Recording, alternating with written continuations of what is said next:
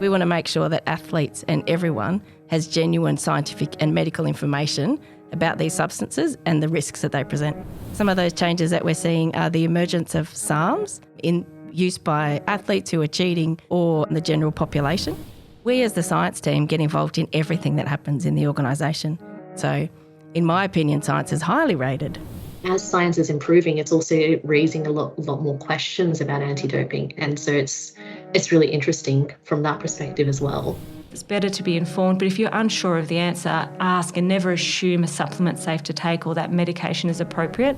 I'm always available as a medical advisor for advice for athletes as well as other medical practitioners. What we do is promote that fairness in sport, but also the health side of things. We're not just seen as the sort of injury keepers, gatekeepers. We're really looking after these individuals and these people as a whole.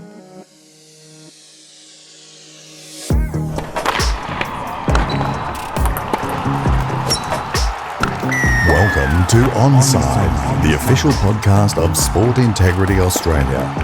Our mission is to protect the integrity of sport and the health and welfare of those who participate in Australian sport.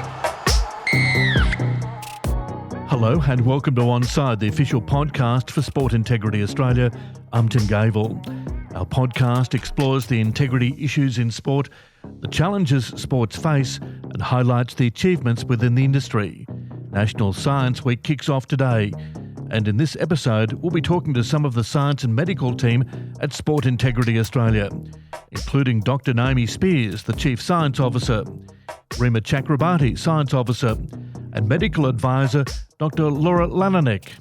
We'd like to congratulate Australia and its athletes for representing Australia so well at the Commonwealth Games, as well as a big thank you to the staff behind the scenes that made it all possible, including some of our very own Sport Integrity Australia personnel. Australia topped the medal tally with 178 medals, including 67 gold, 57 silver and 54 bronze. What a tremendous effort, with the Diamonds winning our 1,000th gold medal. In good news for sports, 66 have now adopted the National Integrity Framework across Australia, with another 20 currently working towards adoption. The framework is a streamlined suite of policies that sets out the broad expectations for the conduct of all participants in sport. These expectations relate to safeguarding children, member protection, competition manipulation and sports wagering, as well as the misuse of drugs and medicines. The framework also includes the complaints, disputes and discipline policy. The policy outlines the procedures for managing, reporting, assessing and determining potential breaches of the integrity policies contained in the framework. Under this policy, Sport Integrity Australia will undertake the independent complaint assessment and review process. For more information on the National Integrity Framework, you can visit our website at www.sportintegrity.gov.au. In other news, Sport Integrity Australia will co-host the Global Education Conference in Sydney with the World Anti-Doping Agency from the 20th of September. This year's conference will be an opportunity for clean sport education practitioners as well as other important stakeholders to come together to expand their knowledge, discuss challenges and opportunities, share best practices and inspire each other to create quality education programs for athletes and others worldwide. Our first guest is Dr Naomi Speers, the Chief Science Officer at Sport Integrity Australia. And Naomi is highly respected globally. She's had a wide and varied career, which we'll discuss shortly. Naomi, welcome to Onside. Firstly, are you still excited by your role here at Sport Integrity Australia? I certainly am. Anti-doping science is a really interesting field because things are always changing. Can you tell us about some of those changes? Yeah, some of those changes that we're seeing are the emergence of SARMs in use by athletes who are cheating or the general population. So SARMs stands for selective androgen receptor modulators, and they're a group of substances that act like a steroid in the body but aren't actually a steroid. And we're seeing more athletes using them, unfortunately, and also the general community. I guess education is part of it, isn't it? But also just staying on top of the evolving nature of some of the things that are coming through with regard to substances and what athletes are trying to do illegally. Yeah, education is key. Unfortunately, people who sell these substances don't tell athletes in the community the truth. They make out like they're genuine products with no side effects, they're only good for you. So we want to make sure that athletes and everyone has genuine scientific and medical information about these substances and the risks that they present. What do you regard as the biggest challenge in your role? Just staying on top of things that might be sort of coming from left field? Yeah, I think the challenge is keeping on top of everything that's changing. So we talked about different substances that people might be using and keeping aware of them and making sure that athletes are aware of them, but also changing technology and understanding that and thinking about how can we apply that to our work. Do you think that science to a certain degree is underrated? People sort of see it there. It's very reliable, the science, but it's underrated to a certain degree in the whole process? I would say in anti-doping, science is really highly rated. The anti-doping laboratories have a really significant role in anti-doping and in the testing and the high quality and difficult analysis that they do. And we as the science team get involved in everything that happens in the organisation. So we're talking about education, we're talking with our test planners and helping them understand science, with intel and investigations and legal and the comms team, all through it. So in my opinion, science is highly rated. Yes. So just tell us, I guess, what excites you most about the job. Is it the fact that you're working in a smaller agency than say, a large, sort of cumbersome agency, but you're working in a smaller group? I love working in a small agency. I love that I can know everyone in the agency and be able to talk with them on a first-name basis. I also love that the science team get to be involved in so many different things. Often as a scientist, you're in a really narrow lane and you're an expert on one particular thing and that's your life and that's great. But that's not me. I love doing a bit of work with the education team and then a bit of work with the legal team and learning about something new every day. Yes, so that excites you. And I guess to a certain extent, do you forecast in your own mind things that might appear in the future? Are you able to predict at all? Oh, I'm probably not a very good predictor, but we do have questions, key questions that we're still trying to answer. And so we're always looking for solutions to those questions. But I don't know that I'm good enough to predict what the answers to those questions will be. When you were going through university, did you have in your own mind that you'd like to work in sport eventually? Oh, no, not at all. But it's been a great change and I love it now. Yeah. Tell us about your career because it's been wide and varied, hasn't it? Yeah, so most of my work career was spent with the Australian Federal Police in their forensic services area, and I worked in the chemical trace evidence lab. So we analysed paint, glass, fibres, explosive residues, chemical warfare agents, gunshot residue, a whole range of different types of evidence. How big a role do you play internationally, do you think, with Sport Integrity Australia? Because I would imagine that they'd be looking at what is happening in Australia, but you'd be looking at what's happening elsewhere. Yeah, both ways. Australia play a really significant role in anti-doping and we represent on international committees at a really high rate. So I sit on the WADA Laboratory Expert Group, which is a great privilege to contribute in that way. But we're also always talking to our international partners and learning from them. Do you find that, you might see something happening overseas and you think, right, we've got to watch out for that in Australia? Oh, absolutely. Always talking to our colleagues overseas to see what are they seeing. And is that a risk for our athletes and should we be looking forward to prevent that? There's also times when things are quite different. Across countries, maybe the regulation is different or the community attitude is different. So it's not always directly applicable, but we always want to know what's going on. How important is dried blood spot testing going forward? I think dry blood spot testing is going to be a real change to anti-doping. So it will enable us to take samples in situations where we currently can't. It might enable us to take more samples than we've been able to do in the past. And it's an additional tool which gives us more options going forward. How does it work? So dry blood spot is collecting a small amount of blood onto some kind of surface, a paper surface or another surface. And it's used a lot in clinical testing. When babies are born, they usually get a heel prick and their blood goes on a card. That's dry blood spot.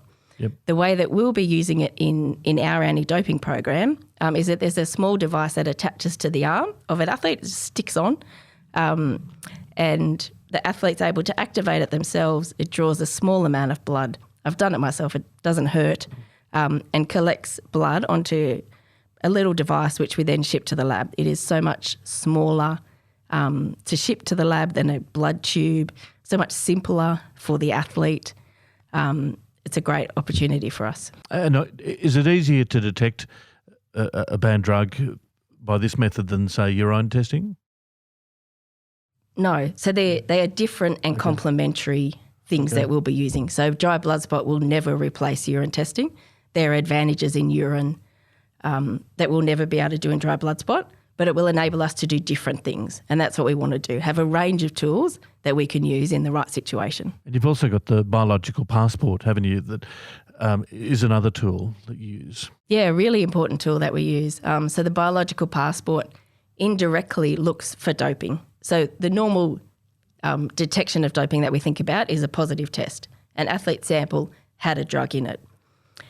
The athlete biological passport, we actually look at parameters in an athlete over time, things like their hemoglobin levels, so how much red blood cells they've got, or their testosterone level, and we track what is normal for that athlete, and then we can find what's abnormal for that athlete, and that might tell us that the athlete is doping. There might be many other reasons as well, and that's why it's a really complicated science to understand what's happening. But a really important tool for us, and another one that's evolving. So going forward, there's actually going to be a third passport introduced. So at the moment, we've got a blood passport, which looks for blood doping, a steroid passport, which looks for doping with testosterone, and next year we're going to introduce an endocrine passport, which will look for doping with growth hormone. Oh, it's quite interesting. I guess that's what you love about it, isn't it? That is what I love about it. There's always something new to learn. Good on you, Naomi. Thanks very much for joining us on Onside today. My pleasure. Thanks, Tim. You're listening to Onside, the official podcast of Sport Integrity Australia. This is Onside as we celebrate National Science Week. Our next guest is Sport Integrity Australia Science Officer Rima Chakrabarty. Rima, what do you enjoy most about working at Sport Integrity Australia in the science and medicine team? I really like the team itself is quite small and it's quite like family, but also we get to engage with so many different sections and really think about the way that we're talking about science in a way that applies to different sections in such a unique and different way. So I find it really makes me have to think and really know what I'm doing when I'm talking about things. So it's really interesting. And also just the team is great. You previously worked at the Australian Sports Drug Testing Lab during and after your university studies. Can you tell us about that role? I had never thought about analytical chemistry at all until I started doing that work and realized that it was so interesting. And in particular, that sort of unique field and how pervasive it is and how much it's got to do with the rest of the world. And I found it really, it's just really interesting to be able to see that this one sample goes here and then it goes to this next spot and then it goes to another spot. And even just understanding how the instruments work and how that then relates to like a bigger organizational thing that's international and how there are these international standards and how they like are related to each other lab. And it was just really cool just to kind of get that sort of field. Did you always want to work in sport and a sports related field? No, I think when I was in school, I would have probably said sport is not my thing, but by doing that experience, by having that experience and just kind of realizing how interesting it is and how much it actually does impact my life, even if I'm not actively playing sport on a day-to-day basis, just turning on the TV and seeing what's coming up. It's really interesting. And so then that was when I started realizing that this is my field. You've obviously got an analytical mind, and it fits in nicely to your research work at Sport Integrity Australia. Definitely. Yeah, it's really interesting to be able to have the understanding of what's happening before the results come to you and be able to kind of relate those numbers to something that actually happens and the tactical process that is involved. Rima, can you tell us about the biological passport? We've already heard about it with Naomi. Can you tell us about your fascination with it and how it works in detecting somebody who might have used banned drugs? Can you tell us about, your fascination with the biological passport? I find it really interesting. There's the direct detection and there's the indirect detection. And with direct detection, there is a degree of still looking into it and trying to work out what else is going on. But with indirect detection, there's also that trying to understand a doping scenario and apply it to the results that you're getting. And are there any other things that can happen? Is there a physiological cause for that? Is there potentially other substances that have been used, so like non-prohibited substances that could cause the impact on the steroid passport, for example? And also, is your physiology affecting it? Have you been doing a lot of training and that's affecting your blood passport? Or have you been to a specific location, which is like in an altitude, and that's impacting on your passport as well? So it's got a lot more nuance to it, which I think is really interesting, just to be able to sit down and look at a passport and try and put a lot more pieces together. So that's where my fascination for the biological passport comes from. So there are so many variables, and so it takes a special mind to work out where things are situated and how it works. Is that what you like about it? Yeah, I think it's a lot more of problem solving and having to get the right sort of questions and being able to piece together a story. And also just being able to engage with experts and be able to learn as new research is coming out, what else could be impacting this? What else could be causing any of these sort of side effects? Yeah. So do you find it a challenge, the world of science and anti-doping? I find it a challenge, but in a really, really good way. Like it tickles that little part of my brain that's just wanting to learn more. Can science make an impact, do you think, in the world of anti-doping? Obviously it already has, and by the sound of it, it's going to in the future as well.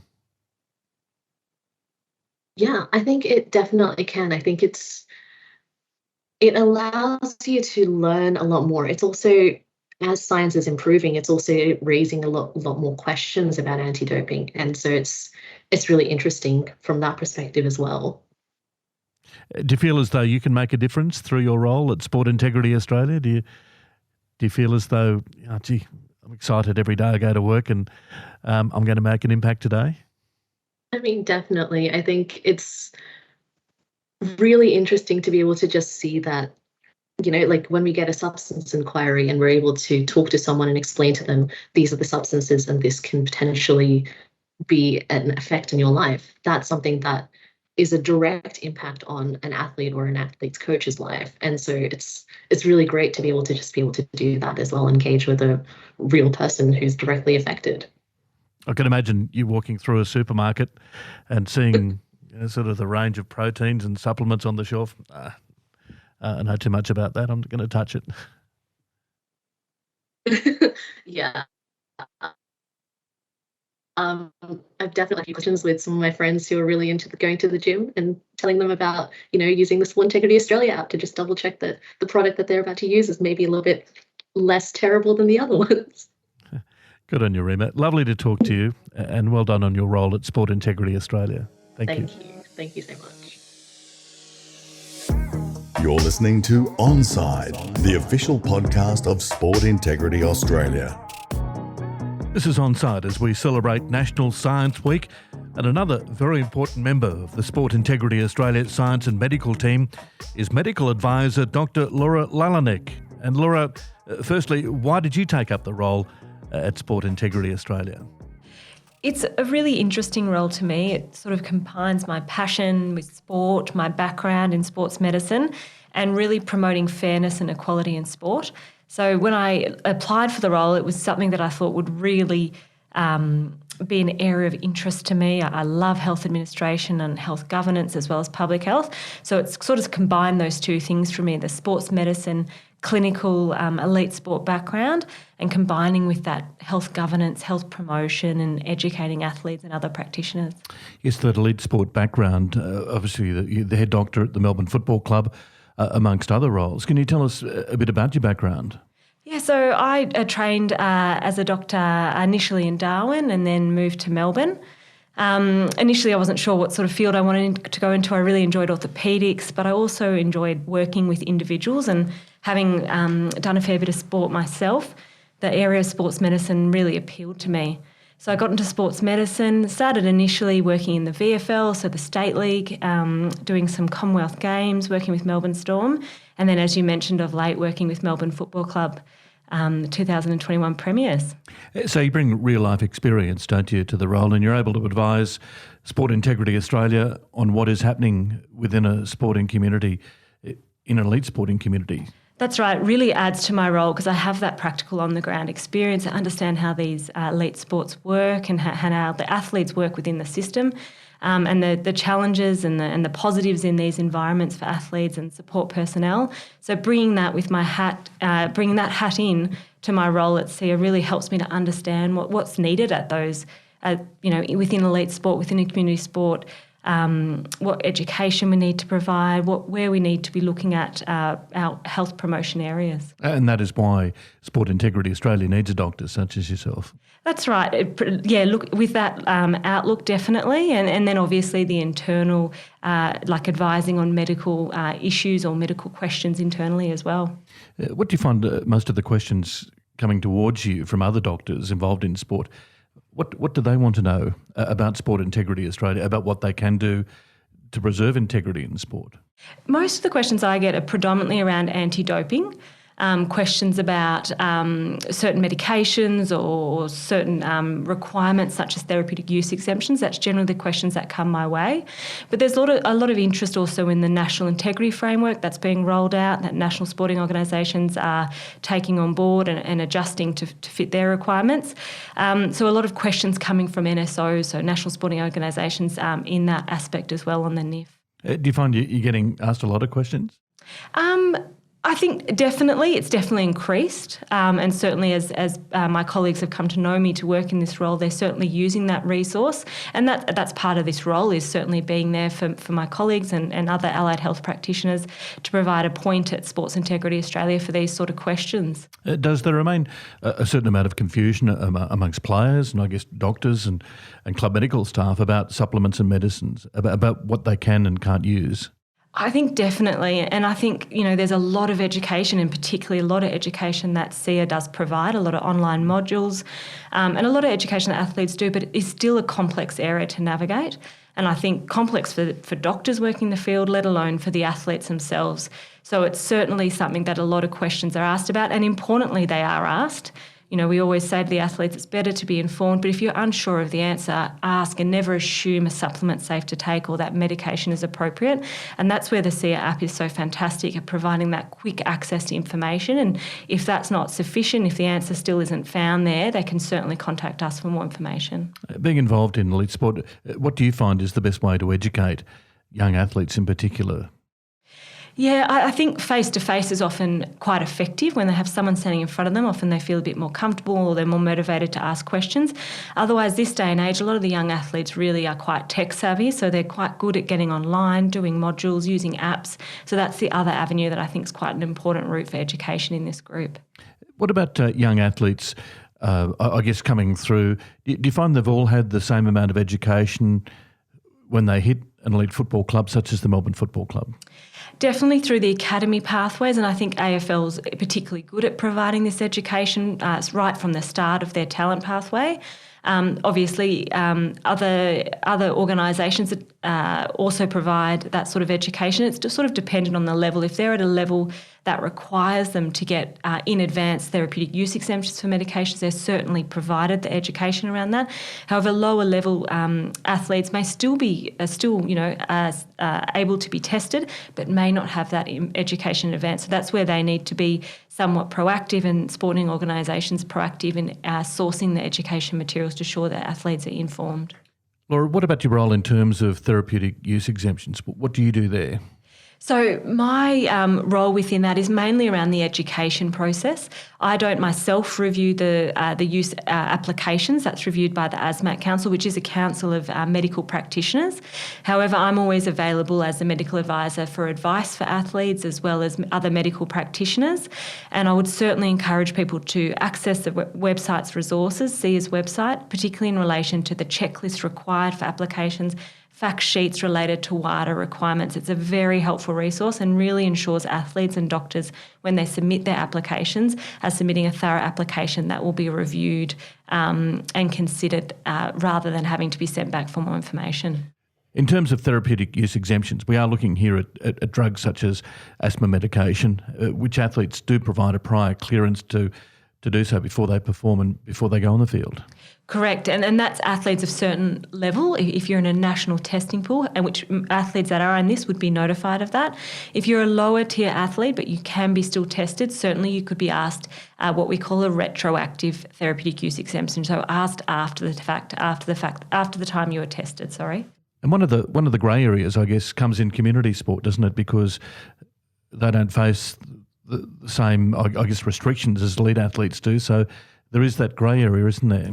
Yeah, and the crucial thing here is anyone can be tested. You know, even if you're not at that elite level or sub-elite level, you have to be aware that, you know, you can be tested potentially for by SIA, by WADA for banned substances. And really, you know, what we do is promote that fairness in sport, but also the health side of things. You want to know what you're taking in your supplements, and that's where the SIA app is really useful to determine those supplements that are already checked for prohibited substances that may or may not be harmful to your health, so that you can use that resource to make sure you're sourcing the supplements that won't affect you in an adverse way. Just on your role at the Melbourne Football Club and your experience through elite sport, you're there to advise not just on what medications they can take, but I'd assume there's other advice that you offer athletes as well. That's right. As a sport and exercise physician, our role at these clubs and for looking after athletes is really to provide holistic care. It's looking at the acute injuries or chronic injuries they might be suffering from, looking after their WADA requirements, but also looking at their mental health, their general health, their colds, their flus. It's sort of a holistic and all in approach to looking after these athletes. Almost a duty of care role, isn't it? Yes, correct. It's really important that we provide that as well, and we're not just seen as the sort of injury gatekeepers. We're really looking after these individuals and these people as a whole. Of course, concussion is a massive issue in AFL at the moment, and one you're obviously very well aware of. Yeah, definitely. And it's an important one that, you know, we continue to educate ourselves on and continue to get better at managing. Obviously, knees, you injure a knee later in life, we hate to see it, but you can certainly replace a knee. You can't replace your brain. You know, you're with your brain for life. So it's important we look after it, and it's important that we continue to do research in concussion to fully understand the consequences of concussion, and particularly repeated concussions. And there's a real, obviously, priority at the moment in all contact sports and in most sports on managing concussion properly and appropriately, and putting that athlete at the front of that management. From a personal point of view, what do you like most about your roles? I love the variety. I love that I get to, you know, 2 or 3 days a week work with a footy team, work in the AFL, attend the games on the weekend. 2 days a week I get to work at SIA, and I really enjoy that work. That switches on my brain. It's much more intellectual and policy-related work.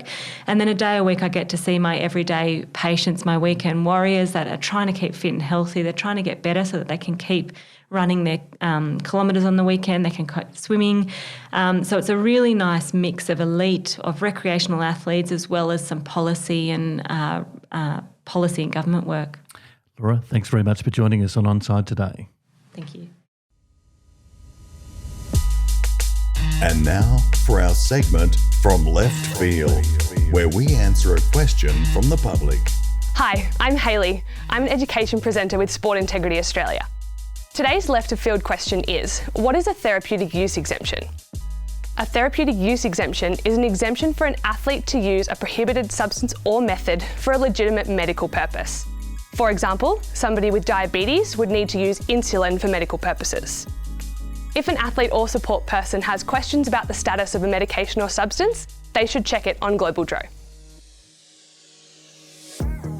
Thanks for listening to Onside as we celebrate National Science Week, in particular the remarkable role played by Sport Integrity Australia's science and medical team. I'm Tim Gavel, back with another episode shortly. You've been listening to Onside, the official podcast of Sport Integrity Australia. Send in your podcast questions or suggestions to media@sportintegrity.gov.au. For more information on Sport Integrity Australia, please visit our website www.sportintegrity.gov.au or check out our Clean Sport app.